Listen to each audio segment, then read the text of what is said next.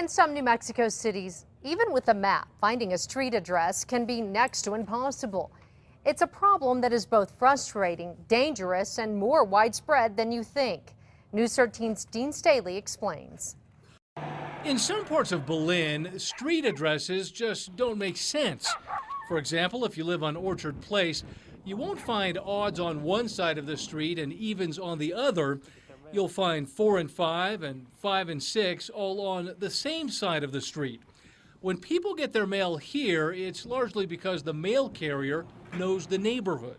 And there are other problems that are far more serious, even deadly serious. We've had an instance where fire department was called. And they called back and said, hey, the street address is repeated. Where's the fire? Stephen Tomita is Berlin's planning director. There's other people that have said they're not getting the mail because others on the same street have the same address number.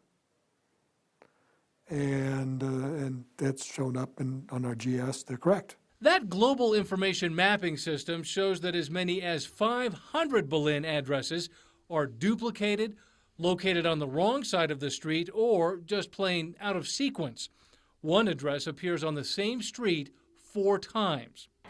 But last year, the federal government made New Mexico a pilot state for streamlining enhanced 911 service and making sure all addresses are accurate. The city of Berlin is not unique. There are cities and towns all across New Mexico and around the country with this same problem. And because of the new federal guidelines, virtually all of those communities will eventually have to reconcile their addresses. You don't have odds and evens on the same side of the road, anywhere you go. In Berlin, that job falls to zoning officer Lisa Miller. Miller is using federally funded GIS computer software to identify and fix the addresses screen by screen and block by block. They're going to be changing addresses. They're going to have to for fire and safety reasons. That process will take months, but could save some serious headaches and lives. Dean Staley, KRQE, News 13. The city of Berlin hopes to have all of their addresses corrected by the end of the year.